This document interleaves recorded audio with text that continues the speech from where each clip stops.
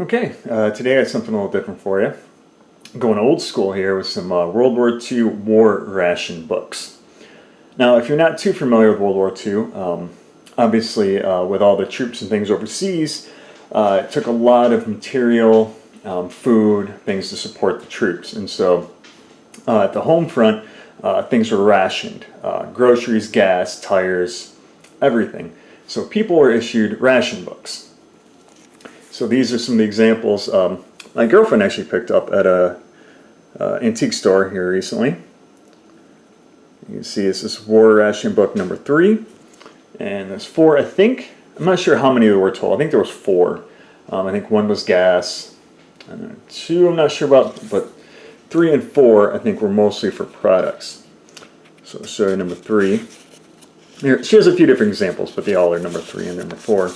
Just show you some of these stamps. One of the things I like about these stamps a lot is you'll see they actually have different, army paraphernalia machines. So like different warfighting machines. So like these are their artillery. You can see. And then the next page, there's tanks. And flip it around. We have ships, looks like maybe an aircraft carrier. And then the last one are airplanes. See those? Now, I did some Googling and I really couldn't find specifically what these are for, like which ones are for which. So I'm not entirely positive, but on these ones, like the number 4 books here, makes things a bit easier. So as you can see, like these ones have like more categories. This one's a little rough, but you can see I'm guessing like these are grain, and then you have like vegetables, and not sure what these are. Some kind of general torch, and then these ones are kind of cool. So you'll see like coffee and sugar. Obviously they used a lot of sugar, and not so much coffee, which is in my world kind of amazing because I think the coffee would have been the first thing I would go with. But yeah, just some interesting, like I said, World War II ration books. Now basically, from what I understand, is like these are all points. You see like the numbers here. So 1, 2, 5, and 8. So if something, let's say you wanted to buy, I don't know, say a pound of flour. Say it was like 10 points. Well, you'd use an 8 and then a 2 stamp for 10 points. And then as long as you had points, you could still buy things. But once your points are out, you're out of luck. So if you didn't have anything, left, you couldn't buy anything at the store. So yeah, like I said, those are kind of cool. I said each one's 3 and 4, and I got this one's actually kind of cool because they're a couple. So you can see here. I'm not even going to try and pronounce the name, but the thing I liked is that these are sequential. So like 342558, 342559. So yeah. So like I said, just some ration books. They have instructions here. Here, I'll kind of give you that. And it doesn't say specifically what they're for, but just have the instructions on there.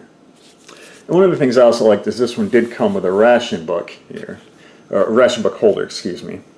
See, it's just like a little, this would be like a naga hide with a little pouch. So just pretty basic. Again, you just slid them in there and carried them with you. One of the things I did find kind of fun in this one is that in that little pouch there was this little newspaper clipping.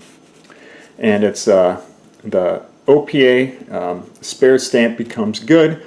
I'm not sure what that says, but for 10 pounds of sugar.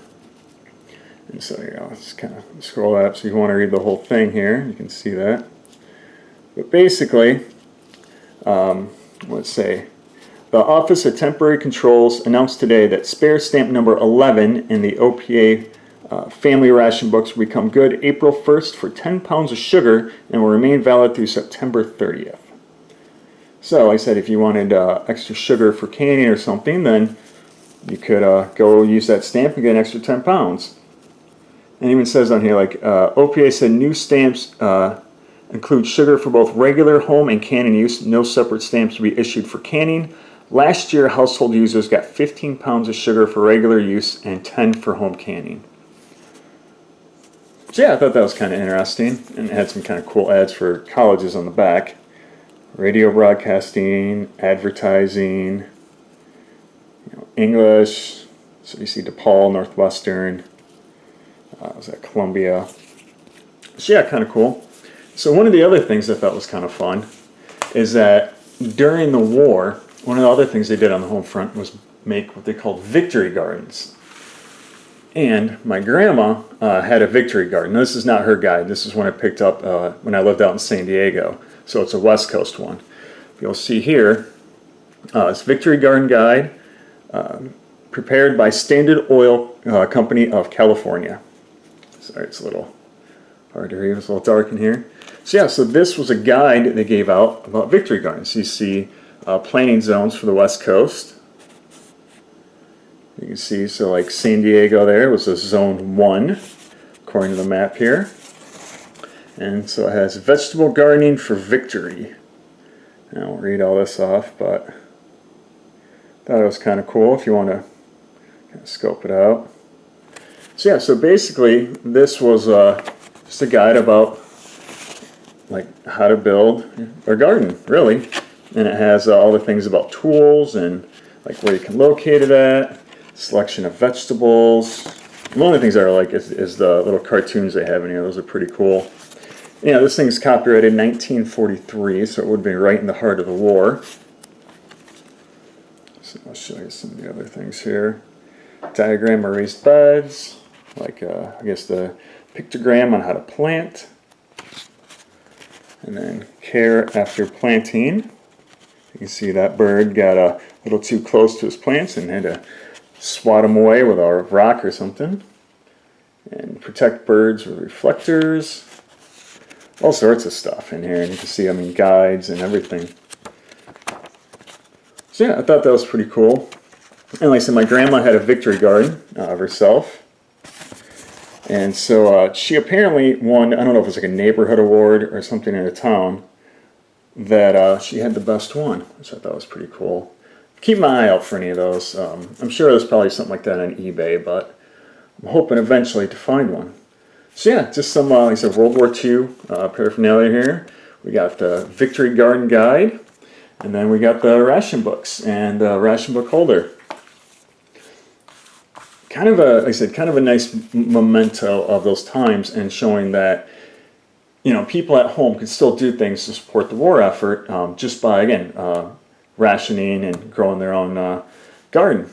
Which, even though we're not rationing nowadays, we do have a little garden which we are growing our own vegetables on, which is pretty cool to me. So yeah, that was it. Just like I said, just some old ration books and a Victory Garden Guide. Thought it'd be kind of fun. All right, thanks. Bye.